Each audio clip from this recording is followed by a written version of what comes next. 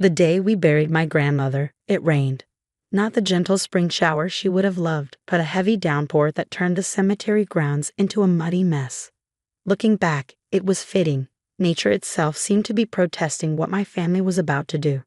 I'm Rachel Morgan, and until 6 months ago, I thought I knew everything about my grandmother, Elizabeth Pierce. She raised me after my parents died in a car accident when I was 8, filling our days with garden parties, afternoon teas, and stories about the old Victorian mansion we called home. But as I stood there watching them lower her casket into the ground, I realized how much she had kept hidden. "Such a shame about the will," Aunt Patricia said, sidling up to me under her massive black umbrella. Who would have thought Lizzie would be so careless as to not leave one? I frowned, water dripping down my neck despite my own umbrella. "What do you mean?" Grandma was the most organized person I knew. She had a file for everything. "While we've searched everywhere," Uncle Robert chimed in, appearing on my other side. "The lawyer's been through all her papers. Nothing." Something felt wrong about their synchronized appearance, their practiced concern. Grandma Elizabeth had spent the last 30 years of her life meticulously documenting everything, from her prized rose garden varieties to the maintenance history of every antique in the house. The idea that she'd neglect something as important as her will seemed impossible. But grief does strange things to your mind. When Aunt Patricia pressed a stack of papers into my hands later that day, explaining they were just standard forms to help settle the estate, I signed without reading them carefully. After all, they were family. They'd known my grandmother longer than I had. Why would they lie? The answer to that question would shake our family to its core. I spent the next week wandering through the mansion, touching the familiar wallpaper, breathing in the lingering scent of Grandma's favorite lavender sachets. Each room held memories: the library where she taught me to play chess, the conservatory where she nurtured her orchids, the kitchen where she shared her secret recipe for orange cranberry scones. "You should think about selling," Aunt Patricia suggested during one of her increasingly frequent visits. "This place is too big for one person. The maintenance alone." "I'm not selling," I said firmly. "This is home." She exchanged looks with Uncle Robert. "Darling, you don't really have a choice. The estate needs to be settled. Without a will, everything has to be divided equally among the heirs." "What about the papers I signed?" "Just standard release forms," Uncle Robert said smoothly, "to help streamline the process." I didn't believe them, but I was too overwhelmed with grief to argue. Instead, I threw myself into organizing Grandma's belongings. She left everything exactly as it had been during her life. Even her reading glasses still sat on her bedside table, next to a well-worn copy of Pride and Prejudice. The portrait hung above the fireplace in her bedroom, a stunning oil painting of Elizabeth Pierce in her prime, painted the year she'd bought the mansion. I'd grown up looking at that portrait, admiring the strength in her posture, the hint of mischief in her eyes. "Your grandmother was quite a woman," Mr. Chen, the elderly frame maker, had told me once. "She knew exactly what she wanted and exactly how to get it." I was dusting a portrait when I noticed it, a slight gap between the frame and the wall, barely visible unless you were standing on a chair right next to it. My hands trembled as I carefully lifted the heavy frame away from the wall. There it was, a wall safe, hidden behind the portrait all these years. "What did you do with Grandma's jewelry box?" I called out to Aunt Patricia, who was downstairs cataloging silverware. "The small wooden one with the mother-of-pearl inlay." "Donated to the church sale," she called back. "Just costume pieces, nothing valuable." But I remembered differently. Inside that box had been a small key on a purple ribbon. Grandma would take it out sometimes, polish it with a soft cloth, then return it to its hiding place. "Sometimes, Rachel," she'd say, "the most valuable things are the ones we keep closest to our hearts." I'd rescue the box from the donation pile without my aunt noticing, unable to part with this piece of my grandmother. Now, holding that key, I understood. It wasn't for jewelry at all. The safe opened with a soft click. Inside, I found several envelopes, a leather-bound journal, and a USB drive that looked surprisingly new. But it was the document on top that made my blood run cold. Grandma's will, dated just 3 months before her death, with final VRSI1 written in her elegant handwriting across the top. I began to read, and with each paragraph, the true scope of my family's deception became clear. The mansion wasn't just a house. It was the tip of an iceberg of family secrets that had been buried for decades. The journal entries went back to 1985, documenting everything. The proof of what really happened to my parents' estate after their death. The truth about the family business that had mysteriously failed the same year. And most importantly, evidence of what my aunt and uncle had been doing with the family trust fund all these years. My hands shook as I read the final entry, dated just days before Grandma died. My dearest Rachel, if you're reading this, then they've done exactly what I feared they would. Patricia and Robert have been waiting years for this moment, thinking I was too old, too trusting to see through their schemes. But I've watched them take advantage of others in our family, watched them manipulate and deceive. They won't stop until they have everything, unless someone stands up to them. I've gathered everything you'll need to expose their lies. The choice of what to do with it is yours. Choose wisely, my darling girl. And remember, sometimes justice wears a velvet glove. The sound of footsteps on the stairs snapped me back to reality. I quickly replaced the portrait, slipping the contents of the safe into my bag just as Aunt Patricia appeared in the doorway. Rachel, the real estate agent is here to discuss listing the property. I turned to face her, Grandma's final words echoing in my mind. Actually, Aunt Patricia, I think we need to have a family meeting. There's something everyone needs to see. The look that flashed across her face told me everything I needed to know. The game was about to change, and for the first time, I held all the cards. The family meeting was set for Sunday afternoon. I spent the intervening days preparing, reviewing every document from the safe, every entry in Grandma's journal. The story they told was devastating. A decades-long web of manipulation and theft that had slowly stripped away our family's legacy piece by piece. They arrived exactly at 3, filing into the formal living room like actors taking their places on stage. Aunt Patricia and Uncle Robert, of course, along with their children, my cousins James and Maria. Uncle David, my grandmother's youngest brother, who lost his share of the family business in what he'd been told was a market downturn. Even Great-Aunt Sophie, now in her 80s, who'd been convinced to sign over her inheritance to protect it from taxes. I'd arranged everything carefully, just as Grandma would have. Fine bone china teacups on silver trays. Delicate finger sandwiches arranged on tiered stands. The portrait of Elizabeth Pierce looking down on us all. Her knowing smile now holding new meaning.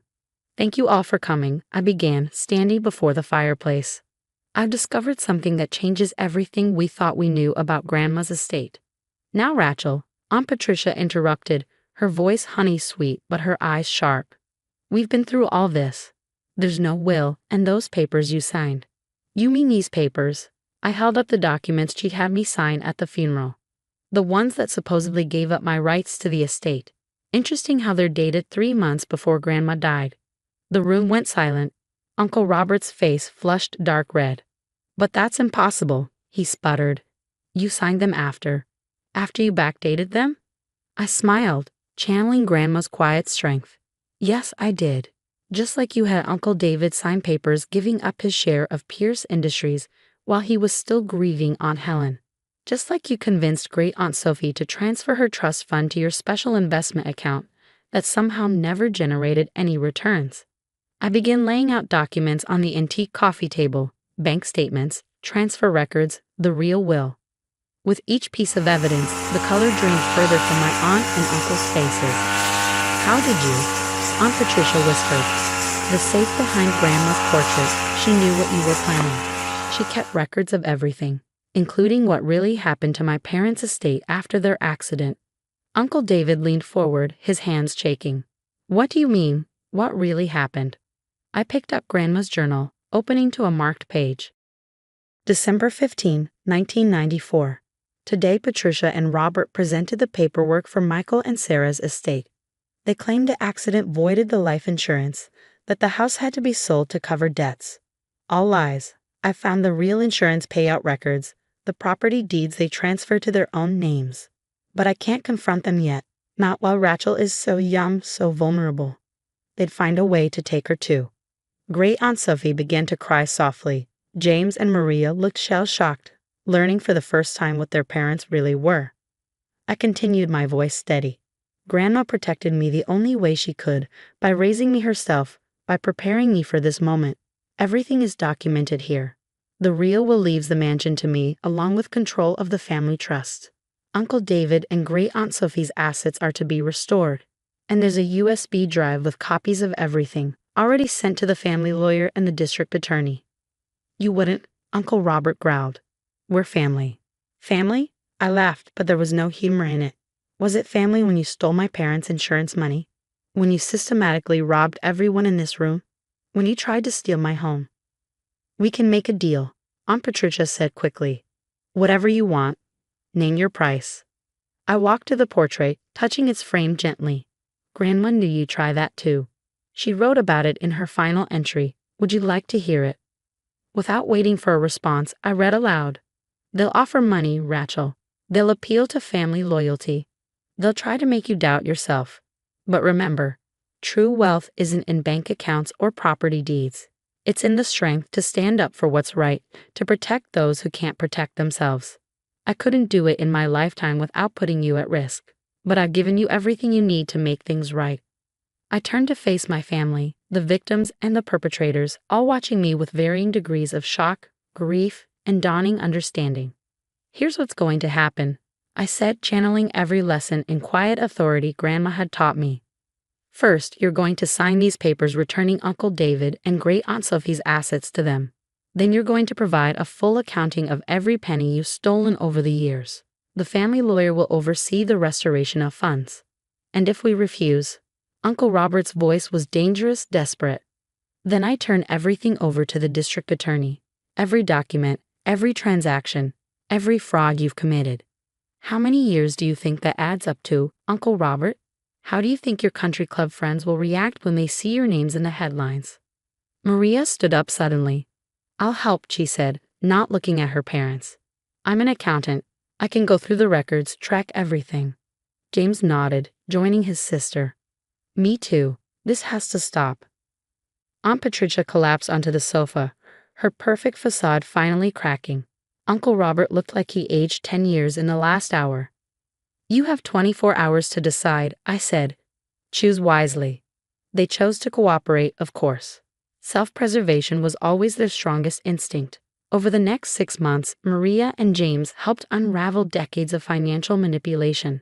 Uncle David got his company's shares back. Great Aunt Sophie's trust fund was restored. Other victims we hadn't even known about came forward as the truth emerged. Aunt Patricia and Uncle Robert left town quietly, their reputation in shambles despite my decision to handle things privately rather than involve the authorities. Last I heard, they'd moved to Florida, living modestly on what little they'd legally earned over the years. The mansion slowly came back to life. I hired back the old gardener they'd fired, and the rose garden began to bloom again. Uncle David's daughter, Jenny, started working with me to restore the family business to what it had once been. A company built on integrity and fair dealing. Great Aunt Sophie moved into the East Wing, filling the halls with her stories of the family's better days. Your grandmother would be so proud, she told me over tea in the conservatory. You're just like her, steel wrapped in silk. I found more of Grandma's notes as we renovated, little messages tucked away in books or hidden in desk drawers. Life lessons, family history, words of encouragement as if she knew I'd need them. My favorite was behind a loose brick in the garden wall. Remember, darling, a garden grows best when you pull up the weeds completely. Don't leave their roots to poison the soil. Last week, I hosted my first garden party just like Grandma used to. The roses were in full bloom, the lawn perfect, the silver tea service gleaming in the afternoon sun. James and Maria came, bringing their children. Uncle David and Jenny were there, along with Great Aunt Sophie holding court from her favorite wicker chair. Looking around at what remained of our family, smaller now, but stronger, more honest, I felt Grandma's presence, not in a grief of loss, but in the triumph of truth. The portrait still hangs above the fireplace, but I don't need the safe behind it anymore. Its contents have done their work, clearing out the rot that had threatened to destroy everything she'd built. Sometimes in the evening, I sit in her study, surrounded by the books she loved, the photographs she treasured, and I read her journal entries from happier times. A legacy, she wrote, is not in the things we leave behind, but in the truths we pass on. Some battles can't be fought in the open. Sometimes we must wait, prepare, and trust that those we love will be strong enough to finish what we start. She was right, of course. She usually was. The mansion stands prouder now, its shadows cleaned out, its foundations stronger. And somewhere, I like to think, Elizabeth Pierce is smiling that knowing smile, satisfied that justice, even delayed, has finally been served. As for me, I've learned that family isn't just about blood or inheritance. It's about truth, about standing up for what's right, about protecting the vulnerable and exposing the corrupt. Sometimes the greatest act of love is having the courage to break what's broken, so it can be rebuilt into something true. The rain has finally stopped and the garden is growing again, free from weeds, rich with possibilities, just as Grandma always intended.